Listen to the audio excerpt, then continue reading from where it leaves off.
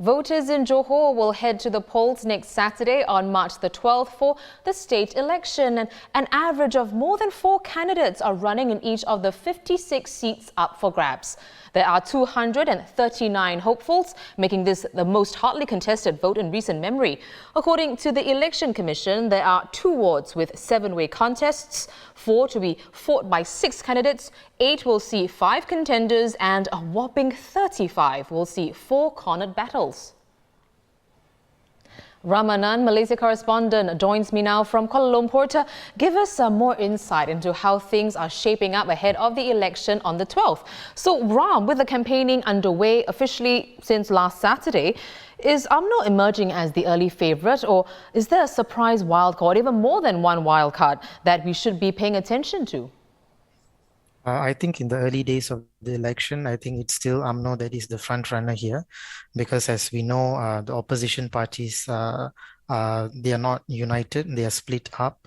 We have Pakatan Harapan, and then we have Dr. Mahathir's party Pejuang entering the fray and contesting in 42 seats. We also have the Sabah-based Warisan making their electoral debut here, and they're contesting in 6 seats. And we have the Youth Party Muda, which is already clashing in 1 seat with Anwar Ibrahim's Parti Keadilan Rakyat. So I think in the sense of how frayed the opposition alliance is right now, I would say the advantage is very much still with UMNO because they're coming off a very strong momentum after winning convincingly in Malacca, and also because the allies GPS, they won big in Sarawak. So it looks like an uphill task for any other party to dismantle UMNO at this point, because the chief minister, the incumbent chief minister, is also from UMNO. So the momentum is very much on their side. Well, a factor that could, I guess, possibly throw a spanner in the works is the lower voting age, which is, so this election will be the first that will see the lower voting age in effect. Malaysians at least 18 years old can now vote, as you know, Ram. Can this new group of voters shake up the election in any way? And how do you think it will change how candidates campaign? The factor of the new voting age definitely is the huge one, but the jury is sort of still out about how this group of people are going to vote, or if they're going to come out and vote at all. As you know, the new lowered voting age is coupled together with automatic voter registration, which means they are automatically added into the electoral roll.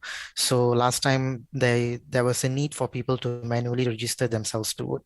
So that is no longer the case. So when they automatically in the electoral roll, do they actually come out and vote? Now, then that's a question that needs to be answered on election day. And only today we got the figures for postal voting. For example, there are over 100,000 Johorians who are in Singapore who are eligible to vote through postal votes, which is also a first feature introduced for this election. So we got the figures today, only over 7,000 of them registered to be postal voters.